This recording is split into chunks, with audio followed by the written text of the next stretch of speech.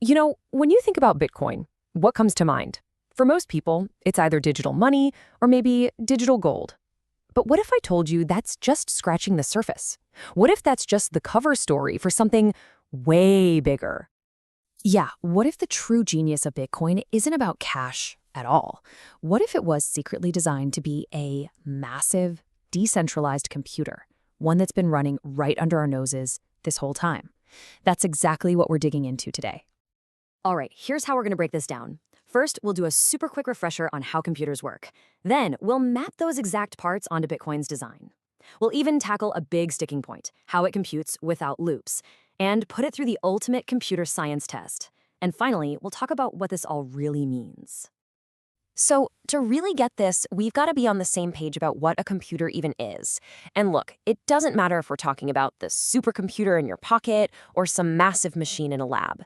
They all boil down to the same basic parts. Think about it. You've got the CPU, right? That's the brain. Then you've got RAM, which is kind of like its short-term memory or its messy disk, where it keeps everything it's working on right now. For long-term memory, that's the hard drive, like a filing cabinet.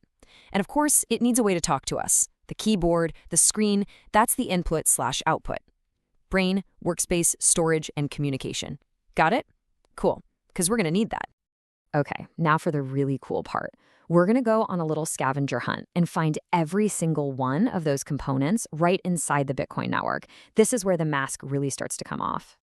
So let's start with RAM, that short-term workspace. Remember, it's super fast, always changing. It only holds the information the computer needs for the task at hand. It's all about what's happening in the moment. Okay, now let's look at something in Bitcoin called the UTXO set. It sounds complicated, but all it means is unspent transaction outputs. Basically, it's the list of all the Bitcoin that can be spent right now. And here's the thing, just like RAM, this list is constantly changing. Every time a transaction happens, it gets updated.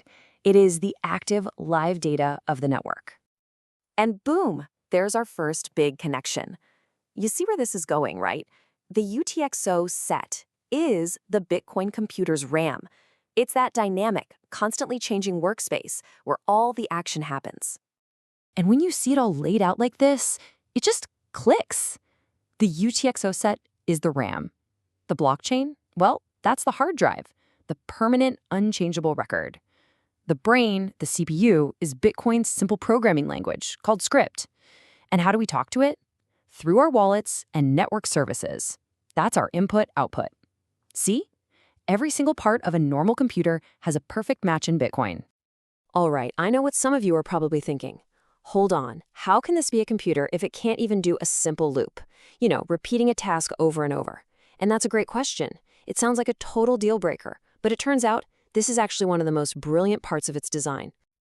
This really is the core puzzle here. So much of modern computing relies on loops.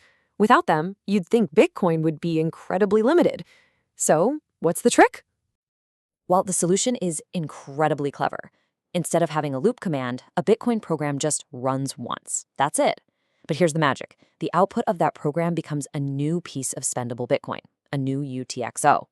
Then another transaction can grab that output and use it as its input, running the same program again. You just chain these transactions together and you've created a loop without ever needing a loop command. It's a totally different approach from systems like Ethereum, which use gas to prevent infinite loops from crashing everything. Bitcoin just doesn't have that problem to begin with. Okay, so we've found all the parts of a computer, and we've even found a super clever way to create loops. But does that mean it can do anything a regular computer can? To answer that, we need to bring out the big guns of computer science, the Turing machine. So what's a Turing machine? It's basically the theoretical blueprint for a universal computer, dreamed up by the legendary Alan Turing. The idea is simple. If your system can act like a Turing machine, it's called Turing complete, and that means it can solve any computable problem. All you need is a tape to act as memory, a head that can read and write on that tape, and a rulebook for it to follow. And this is how Bitcoin totally nails the test. That UTXO set we talked about, that's the tape. Our wallets, they're the head, reading and writing data.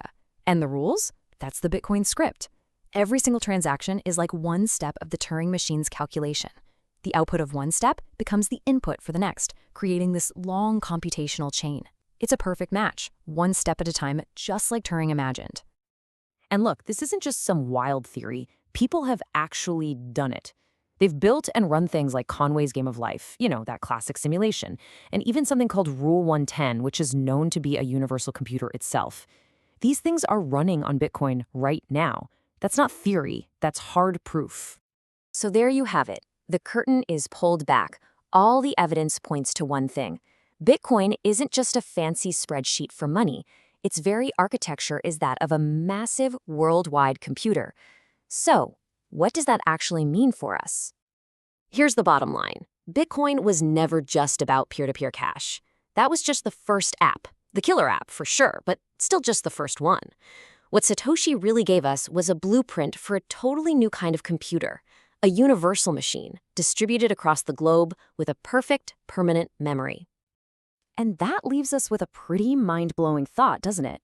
If this powerful computer has been hiding in plain sight as just a cryptocurrency for all this time, what happens now that we know what it really is?